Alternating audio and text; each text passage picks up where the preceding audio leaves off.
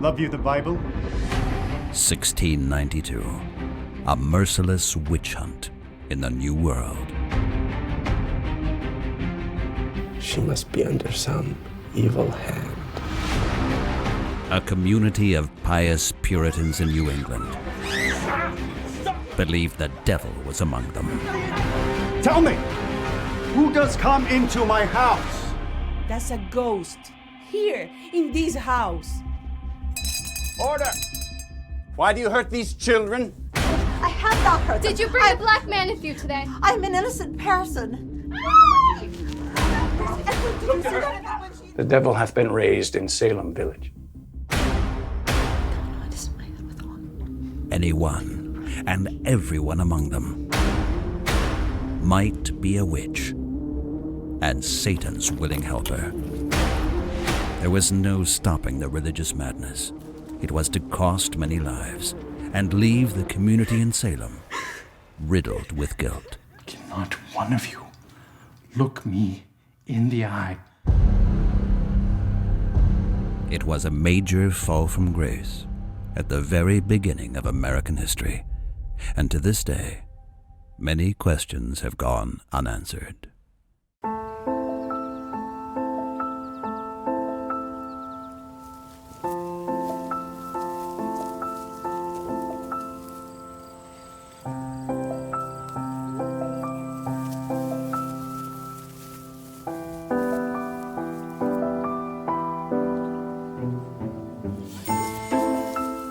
These girls are the grandchildren of the Pilgrim Fathers, who in the first half of the 17th century set sail from England and Holland for the east coast of America.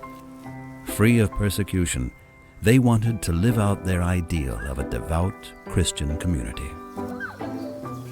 The dogs delight to bark and bite, for God hath made them so. Let bears and lions growl and fight, for 'tis their nature too. But children, you should never let such angry passions rise. The little hands were never made to tear each other's eyes.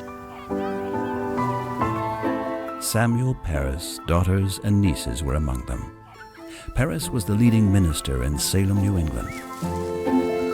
What would today be considered an innocent game by children was a shameful lapse for these strictly devout Puritans. All people are deeply sinful, even the children, and forever tempted by the devil.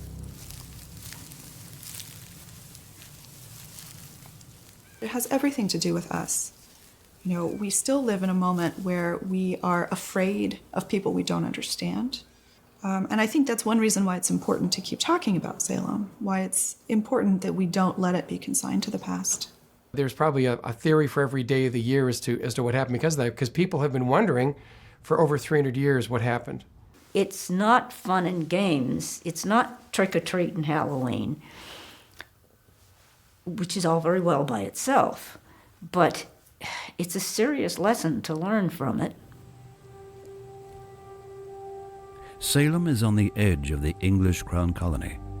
It is threatened to the north by the French, who have Native American tribes on their side. Together, they attack the outlying settlements and slaughter the inhabitants. Any survivors flee southwards to Salem. In the eyes of the devout Puritans, the French and the Native Americans are one and the same, the boogeyman, the devil incarnate, who lurks in the woods.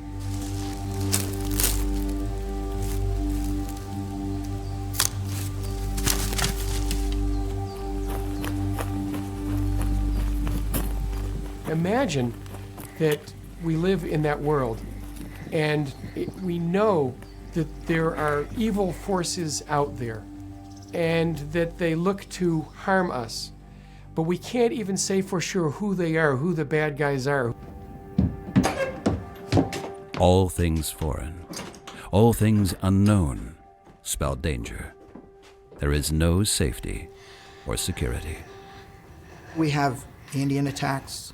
We have refugees, we have incidences of witchcraft already taking place.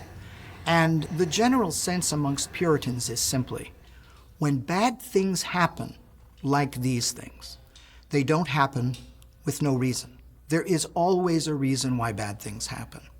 Ultimately, everything that happened, your dog dies, your cow gets sick, your child is sick, your house burns down, you're suddenly in pain, all these things have to have some meaning connected to something much bigger than you, God, or possibly Satan. Certain that they were sinful down to their very depths, each person had to be immensely strict with themselves, or so the Puritans believed. Salvation would only come to the pure, who took biblical doctrine as their guideline in life. To lead a diligent, simple, and morally pure life, that was the duty of every member of the Salem community. They talked about religion all the time in the context of everyday life.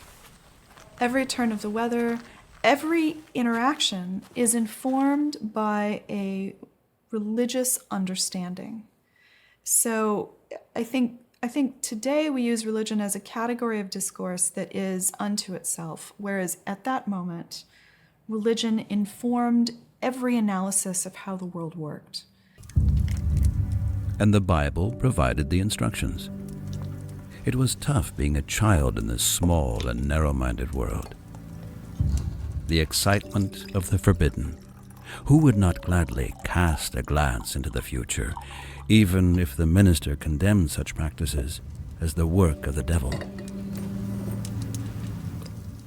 They produced what was called at the time an English form of folk magic called a Venus glass. They would fill a glass with water, and then they would suspend in the water an egg white. To see what their future husbands would be, what they'd be doing for a living, because that would affect a woman's role in life. There's something like that. It's just called firelight through the glass. These girls knew that telling the future was not something that good Christian girls were expected to do, especially in the home of a Puritan minister. That was something that was forbidden. And as a result of that, things start to devolve.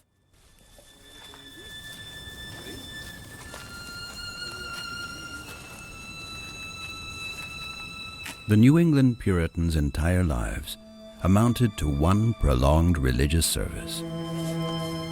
It was religion that structured communal life. Joy and any sensory pleasure was considered satanic temptation. So there's no absolution in the Puritan system and no system of confession. And what this does is to make it an internal process. It's inside you. This is what the minister is saying in his sermons. Look inside yourself, and you're going to find unrepented sin. That's the downside of the Puritan system. So much emphasis on sin, so much emphasis on understanding, looking inside yourself, but no real outlet for all the turmoil that creates, that causes. Everybody had to answer personally and directly to God.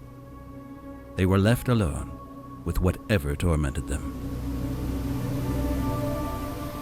Our Father, who art in heaven, hallowed be thy name. Repressed passions, anything ugly or dirty, came under the same injunction. For thine is the kingdom, and the power, and the glory, forever and ever. Amen. Had God forsaken Salem? Something, don't let it throw it in the fire! Oh Lord, heaven, take Satan from this child! Do not! What do you see? Child, stop thy mouth! Stop thy mouth! A timeline of the Salem witchcraft trials must begin in very early 1692. That's really where things begin to get out of hand.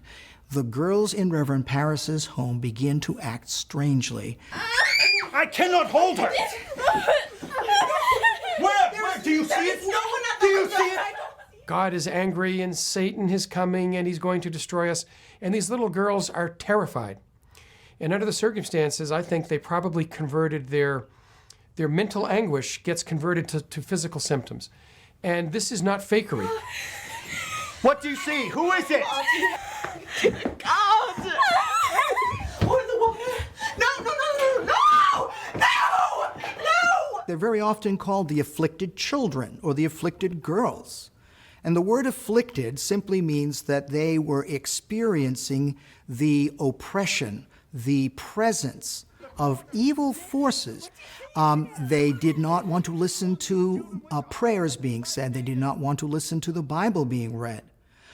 They were acting in such an aberrant way that Reverend Paris, as you would expect, brought in the local physician, I believe it was Dr. William Griggs, and asked him to see if these girls had some type of malady. Were they sick? Was there something physically wrong with them?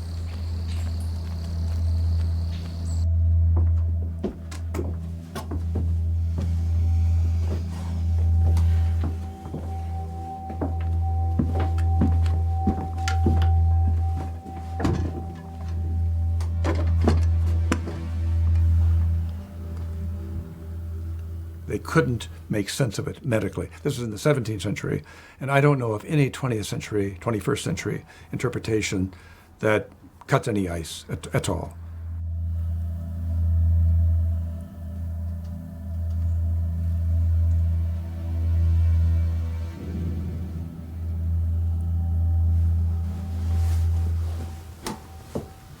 In the 1970s, there was a popular theory that people bring up to me all the time still, which was about ergotism. This suggested that the Salem witch trials could be explained away by the fact that all the afflicted little girls had eaten moldy rye bread and were hallucinating. And that took off because it was a natural form of LSD, and LSD was a new thing in the news then. The thing is, the month after the article came out, it was rebutted in the same journal by two other scientists who pointed out that convulsions can be caused by the ergot poisoning. It sounds wonderful, but it doesn't work on so many ways. It's like medicine today, you know, just take a pill and I'll feel better. People like that kind of solution. It doesn't work for Salem. Is it possible that one or two people had some of those kinds of symptoms? Yes, but that doesn't explain why you have, you know, dozens of people accusing people of being witches throughout the region, you know. So, you know, there is no single explanation, I'm afraid to say. It's more complicated than that.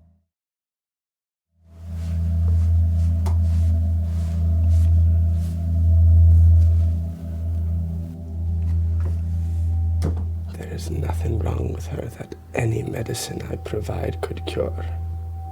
Indeed, she must be under some evil hand, causing all this pain, for all this affliction. The really sad thing to me in Salem is that there were so many sort of like tipping points where things changed with so many people. Suppose if Reverend Paris had decided that, no, I'm not sure the doctor's right. I don't think these girls are afflicted. I think they just have some other illness, right? So when Reverend Paris determines that they're witches, I actually feel quite sorry for her, because imagine what it's like to be an 11-year-old girl who is working all the time.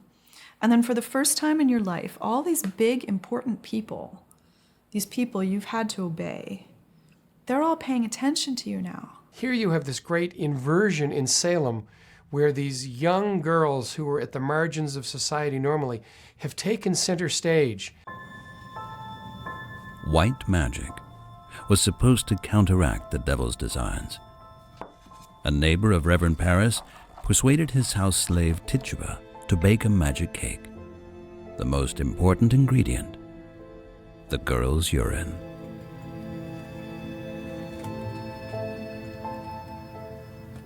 Tituba was born in Barbados, was probably of Carib Indian heritage.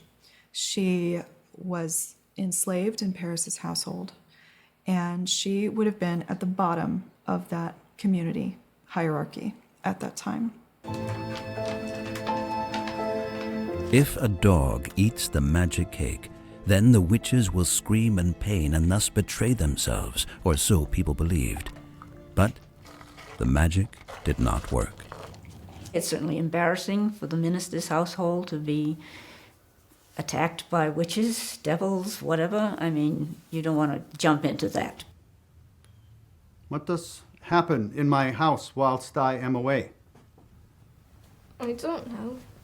Do not lie to me, child. Who is it that torments you? I am no liar. The devil is the king of lies. Then tell us who it is that is coming to you. Who is it that pinches you?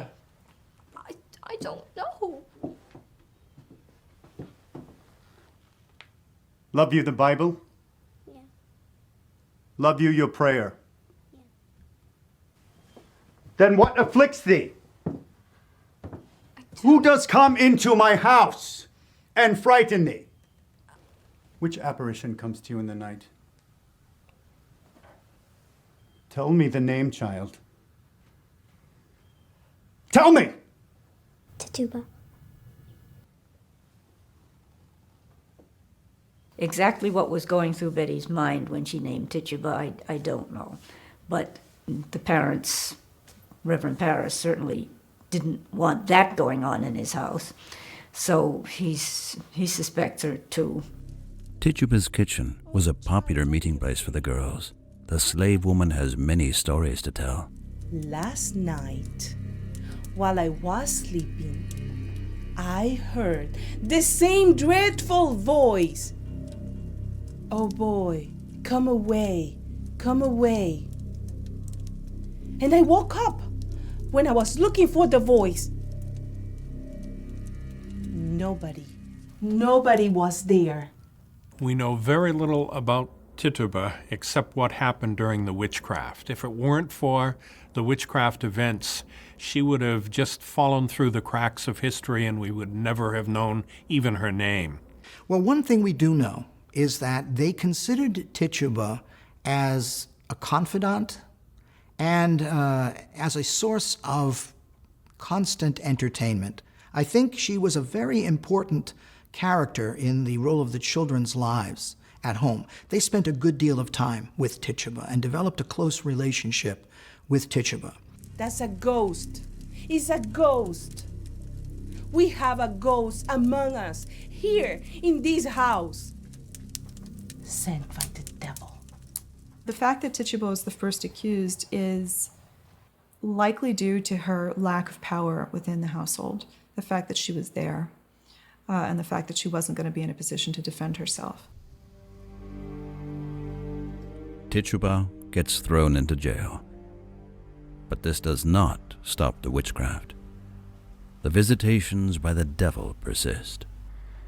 At night, she comes to me and pinches me and bites me, and she tells me that she will hurt me most dreadfully if I don't sign her book.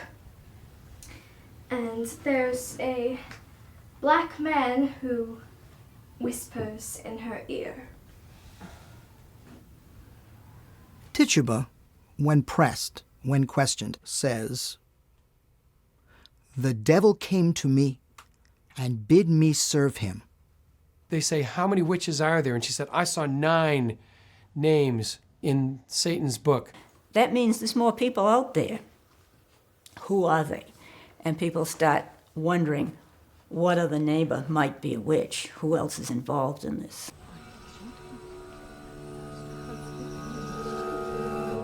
What do you think about that? I don't know. There could be witches. They say that there's these witches in Salem. I don't believe it. Does she have a familiar too?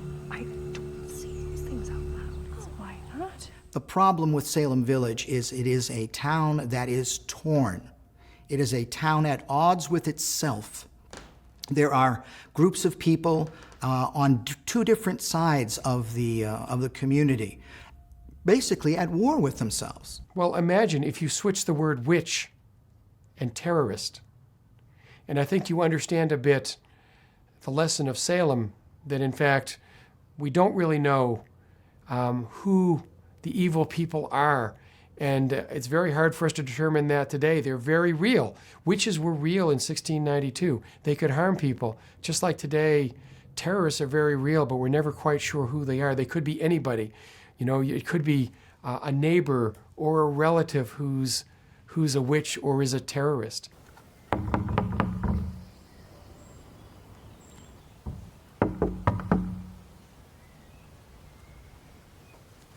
Have you ought to spare today for someone who needs it? I'm sorry, Goody, I got nothing for you today. Not at all, just a little. I'm sorry, I got to feed my own children, you know. You're a wicked woman, you know that? God. I go with God, you see. I hope you and your family know what it is someday. I think it's hard to be an outsider in any culture and at any moment in time, but it's pretty hard to be an outsider in 17th century Massachusetts. There's no designed place for the outsider. There's the church. The outsiders are not really in the church, except accidentally. They're not part of the family structure. They're not part of the people you look for marriage partners with if you're, a good, solid person. But they are part of the legal system in the bad sense, in the sense of being troublemakers in the village.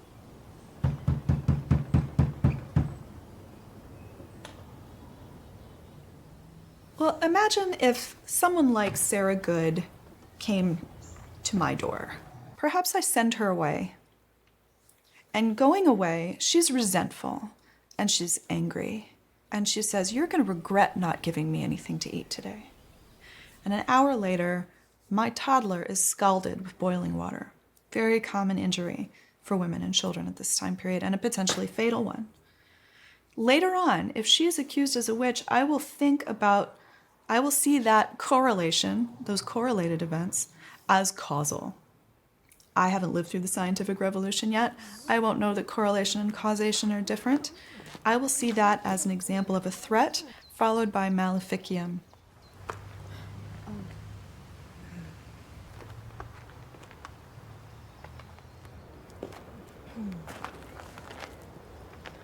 When the witch hunt begins, the outsiders are very, very vulnerable, extremely vulnerable to being accused of. That category of outsider mutates, just like that, into the category of witch.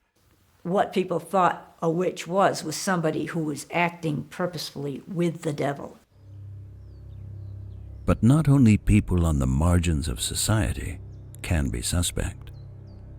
Satan is abysmally evil, a clever and ingenious seducer who seeks to bring about the downfall of the pious.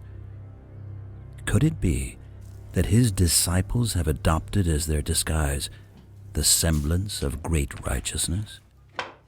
That was the bizarre logic of the time. The circle of those under suspicion grows. Even reputable members of the community now get suspected. Distrust, fear, and hatred do the rounds. The devil can be happy, that's for sure. The most important thing, however, happened when a covenant member of the church was accused of witchcraft.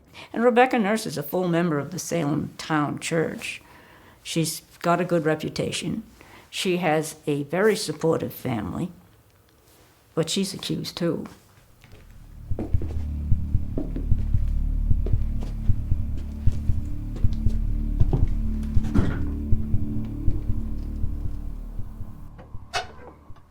There being complaint this day made against Rebecca Nurse, the wife of Francis Nurse of Salem village, for vehement suspicion of sundry acts of witchcraft. I never did no witchcraft in my life. Having done much hurt and injury to the bodies of Ann Putnam and Abigail Williams, you are therefore, in their majesties' names, required to apprehend and bring before us Rebecca Nurse. I could say before my eternal Father that I'm innocent. God will clear my innocency. Go and get your belongings. Quickly now.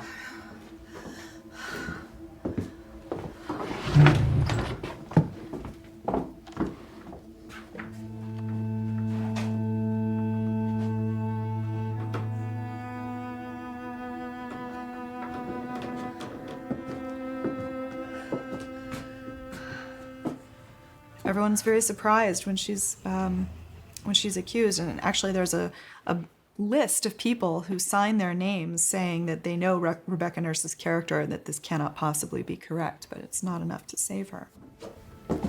Rebecca Nurse is not allowed much in her jail cell. A Bible to give her consolation. It is a tough test for this devout woman, yet she hopes to endure the animosity by remaining strong in her faith.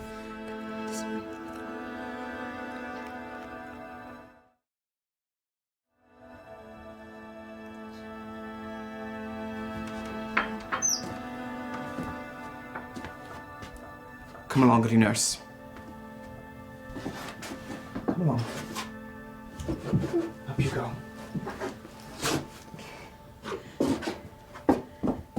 Anyone can be a witch, and you don't have to look like or act like a witch to be one. You can be secretive in your beliefs on witchcraft. And this really opened up the floodgates, so that in April and then in May, more and more people were being examined, thrown in jail. Good day. Do you have the froll for my husband? Hey, good wife, I do here. Oh, lovely. Check that handle, it's good. Very good. Have you heard the rumor? What rumor be that? They're saying she bewitched her first husband to death. I have heard that. And I have something to say to it. This same woman came to my house about, a month and a half ago. She had a bit of a spat with my wife. And a week later, our best milking cow died. You don't say. I do say. 'Tis a pity. Something triggers this feeling of guilt inside people, this feeling of unresolved sin. And so what's the first thing you do with it? You project it onto somebody else. That's a psychological act. You project it onto somebody else. Not my sin. It's not my responsibility. It's somebody else's responsibility. And that leads you to the figure in the village or in the town that you name the witch. I think it was witchcraft. God help us. God help us is right. Well, thank you for this, sir. Good day.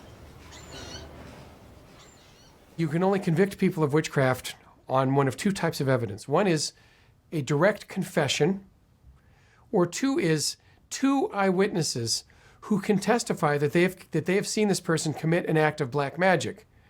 Now, since you and I know that black magic isn't real, it's hard to find two people to confess to that. So instead, they'll sort of bring all together this sort of pile of lesser evidence, and the sentiment is so real in Salem in 1692. People know from things that are going on in the colony that witchcraft is real and Satan is loose, and they are willing to accept this lesser evidence as proof that these people are witches. For the accused, there was more at stake in such a witch trial than their position in the community and their standing. Statements by witnesses decided over life and death. Basically, what they were giving in the way of testimony was called spectral evidence. Spectral evidence is evidence that is given about an affliction that you are experiencing, but from a force that no one can see. And in fact, sometimes only the individual who is being afflicted actually claims to see the individual or the spirit that is harming them.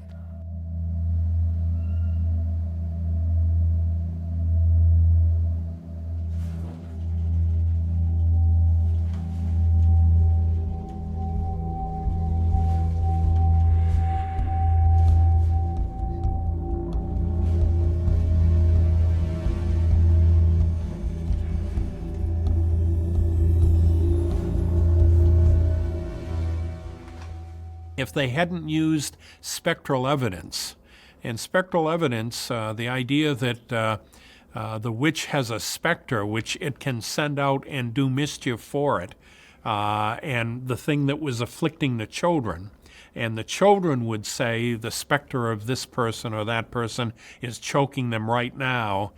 No one else can see it, only the children can. If the Chief Justice William Stoughton had said, I'm not going to accept that evidence because two people cannot confirm it. It's only something that an accuser says.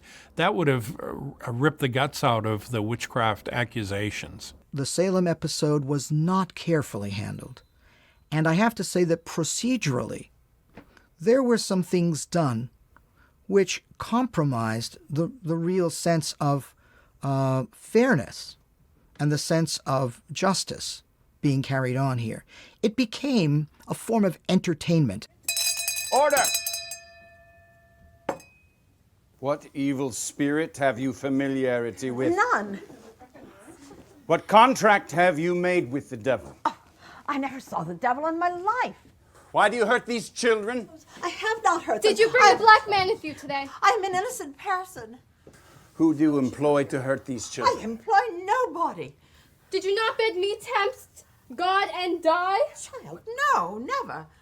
They say it is your spectre that comes to them, torments them, tempts them to write in the book. What book do you tempt them with? There is no book. I am clear. Have you written the book yourself? No, no. If not, tell me how far you have gone in this. Have you not to do with familiar spirits?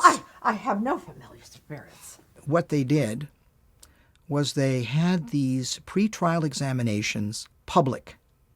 They invited anyone who wanted to come and observe to come and observe. The magistrates would have the testimony taken down and then determine whether or not they would keep the person. Sometimes they would do little tests. All right, if you're innocent, recite the Lord's Prayer. And whereas most people know it by rote, if you really think about it, you're going to make a mistake. Our Father, who art in heaven, hallowed be thy name. Thy kingdom come, thy will be done on earth as it is in heaven. Give us this day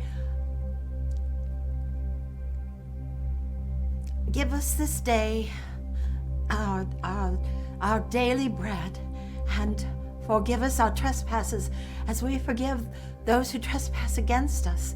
And lead us not into temptation, but deliver us from evil. For thine is the kingdom and the power and the glory forever. Amen.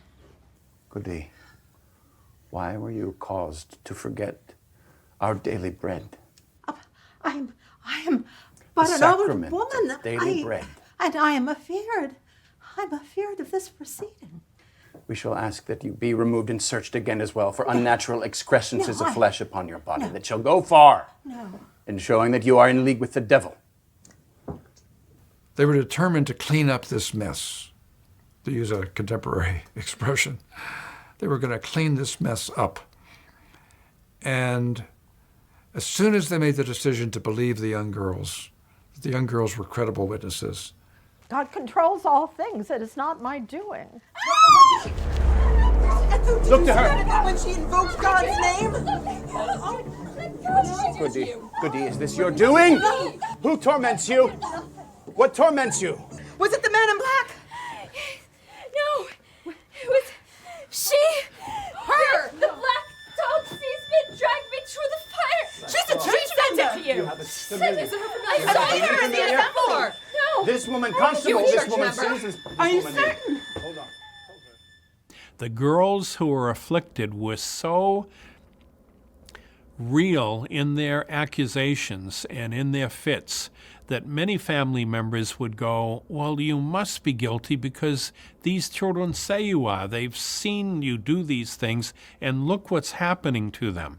So every institution had failed them. What really made the Salem witchcraft trials outrageous and terribly harmful was the willingness on the part of the court to accept testimony that was very flimsy, and to put the lives of human beings at risk by accepting that flimsy testimony. Ultimately, of course, it's the authorities, the judges in the witch hunting trials, who betrayed this society because they refused to listen to the voice of reason of any kind. We must command that this woman be removed and searched for witches' marks on her body. Constable, midwife.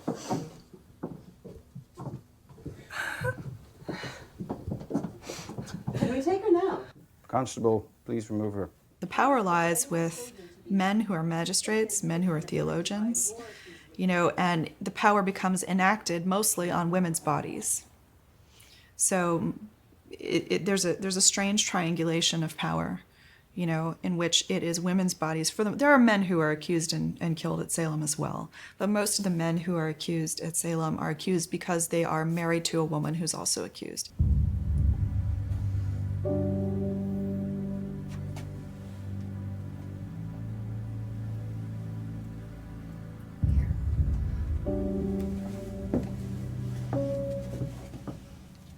Women would be examined by a committee of women for any marks or blemishes called a witch's mark or a witch's teat.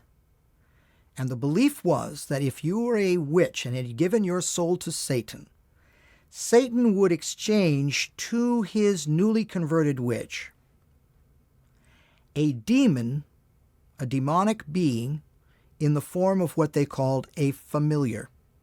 Today, if I go dressed as a witch for Halloween and I'm wearing a black pointy hat and I have a broom, I have a little cat with me, that popular culture representation of the black cat derives from the assumption of the spirit familiar that witches had. And it would be the witch's job to sustain this familiar on their blood. And the place where the blood was drawn out of the witch's body was this so-called witch's mark. There's a very gendered representation of how witches work, an inversion of maternal kinds of things. Should we prick any of them with the needle to see if they bleed?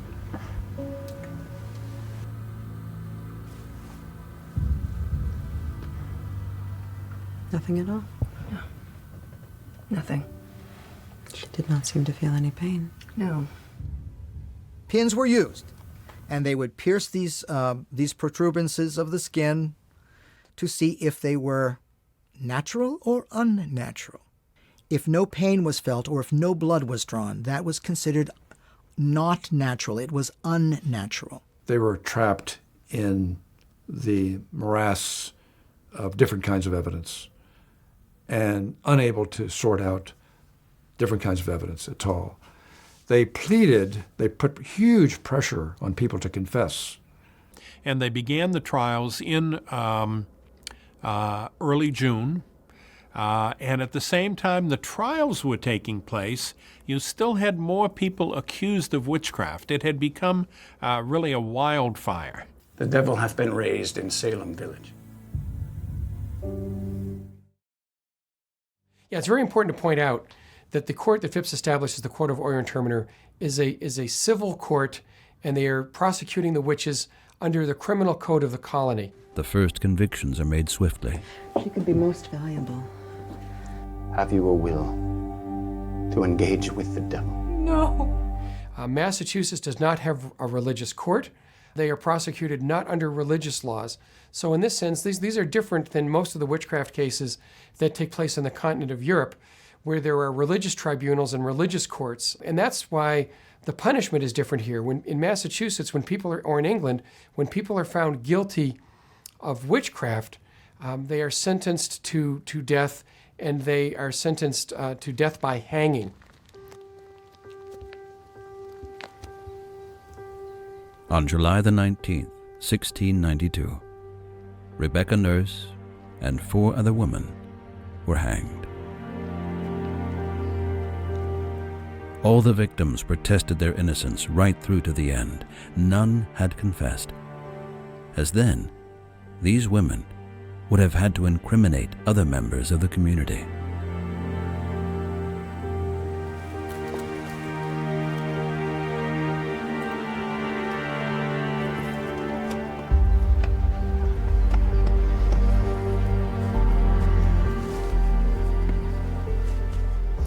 Our Father which art in heaven, hallowed be thy name, thy kingdom come, thy will be done on earth as it is in heaven. Those people who were hanged were not sinners and they weren't saints. They were just average people. Some of them were not very nice people. Others seemed to be almost of an unblemished character. The one quality they had in them that made them different from the 150 other people accused was that at the time of the confrontation of the worst crisis in their life, they choose death over telling a lie.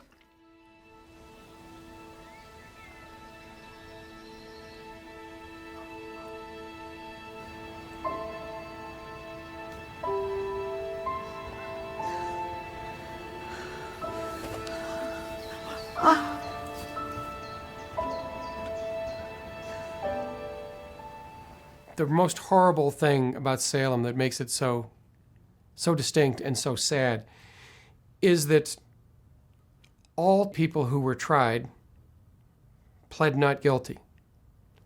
They were all found guilty and sentenced to death. They would stand on one of the rungs of the ladder, a noose would be put around their neck, and then the term was the executioner would turn them off the ladder, physically taking their feet and just shoving them off of the ladder, and they would strangle to death.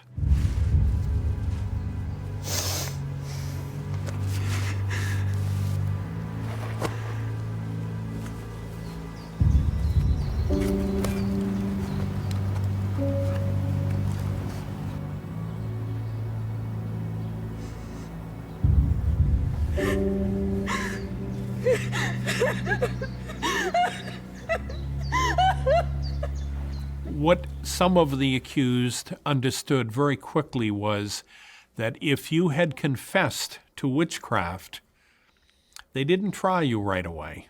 The idea was eventually you would get tried, but the people who were really the dangerous people are the people who we knew kind of were witches, but they hadn't confessed to it. And therefore, they went after them first. So one thing people sometimes say is, well, if everybody who confessed got off, why didn't everybody just confess? Well, a couple of reasons. One, because lying was a mortal sin, and these people actually believed in mortal sin. Why would you live out your life with an assurance of hell after your life was over? And two, because up until this point, there was no guarantee at the beginning of the trial that confession would get you off. That's just how it went in this case, partly because confessed witches could then be pressured to name other confessed witches. After the witch hunt went on for half a year, in winter 1692, the community of the faithful was about to fall apart once and for all. And community was so very important for the Puritans. Our Father, which art in heaven, hallowed be thy name. Thy kingdom come, thy will be done, on earth as it is in heaven. 25 members of the community lost their lives. More than 1/3 of all the inhabitants were in jail. Families torn apart. No one trusted anyone else. In the fall, the fields weren't harvested. Cattle died in the stables. And yet new witches were interrogated. And even the leading lights of the community were denounced. Rich businessmen, men of the cloth, and their wives. The Salem witchcraft trials have come to be regarded as the absolute worst thing the Puritans ever did.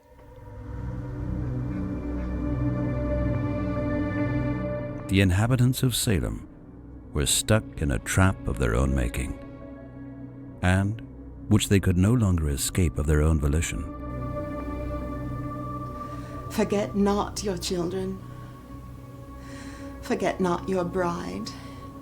The trial is so hard to bear, but for the sense of sin, deliver me, O Lord. It was too catastrophic. It was too traumatic for them. And so the community would never be the same. They couldn't just go back to the way things were. Many members of the community started to feel guilty. They asked themselves how things could have come to this. We are gathered here today as we must, for the devil is among us. Many of us have been weak. We have forsaken our scripture. We have forgotten our Christian duty.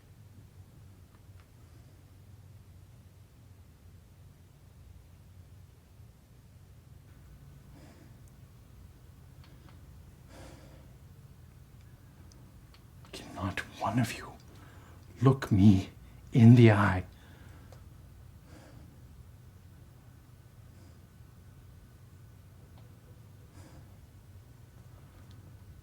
By late summer, there are numerous critics who are beginning to express their concern for the witch trials.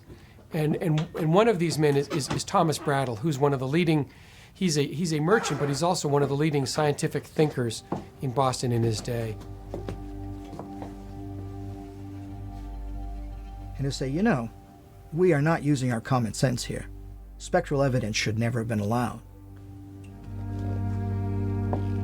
Thomas Brattle resolutely opposed the hysteria of the witch hunt. He studied mathematics at Harvard and was a member of the Royal Society, and thus of the scientific elite of his day.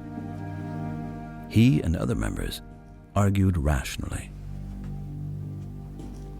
Brattle publicly attacked the illogical proof the court passed down, upon which the governor of the Crown Colony dissolved the Salem court. Better that we let 100 witches go free than harm one innocent person. And really the witch trials come to an end when Massachusetts agrees that, yes, witches are probably real, but spectral evidence and the touch test and the evil eye are not acceptable evidence. And that's what Brattle and others are arguing for.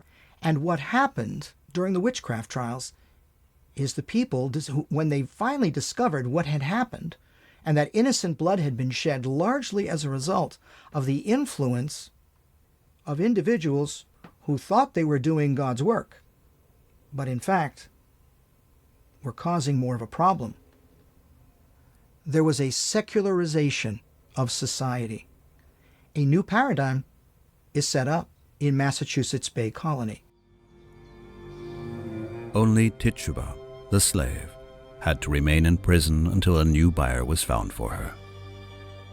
If you were to return to Salem Village after the last execution took place, you would wander through a town that had been through probably the greatest crisis any community could possibly have gone through. It must have been a very terrible thing for Salem Village to deal with, and it clearly, we know, it took years, if not decades, for them to heal from those trials, as the community had to really sort of deal with that aftermath where villager turned against villager in the trials. The 550 people who lived here either had someone accused or an accuser within their family, sometimes both. It was a profound, terrible thing that they went through. And yet, miraculously, it would be a town where people would continue to live. In the 21st century, Salem is a prosperous little town near Boston. The witch trials of 1692 are now marketed by the tourism industry. Halloween and the witching capital. But Salem was also a turning point. One of the big conclusions to draw from Salem is the danger that can befall people from the best of all possible intentions. The people who conducted the Salem witch trials believed that they were doing the right thing. And that rightness resulted in such a grave injustice, I think, is one of the reasons that our culture hasn't been able to let Salem go. Seeing women hang, is that going to make things better? They thought that it would. It didn't. Human nature keeps repeating it, and it's in a different guise each time. The persecution of individuals simply for being different has persisted even after Salem. Can we recognize it the next time it comes? As long as we have scapegoating, as long as we have prejudice and hatred and bigotry, as long as we have to talk about race prejudice and the issue in America today of Black Lives Matter, we're going to have some form of witchcraft, right? Back then, only 550 souls lived in Salem. Our modern world is far more complex. it seems enlightened, but are we so unlike those people in the past? It has so many echoes in our own time. It isn't just in America that right now that we're living that story. It's in Europe, all over the world. Not until 2001 did the governor of Massachusetts declare the last victims innocent. In the mid-20th century, both theater and film ensured the events in Salem moved back into the limelight, driven also by the experiences made in our times with fear, denunciation, and mass mania. A good thing that came out of the witchcraft, that the individual still can count in history. And although they were regaled and spat upon in their own time, today we remember them, and today we kind of honor them, and they've become, in fact, heroes rather than villains. The witch hunt in Salem has long since been and gone, but it remains a blemish in American history. Later generations were to view the trials as a symbol of injustice and persecution. It does not suffice to inscribe the ideals of liberty, justice, plurality, and religious tolerance in constitutions. They need to be a lived reality, and if necessary, defended against all forms of injustice.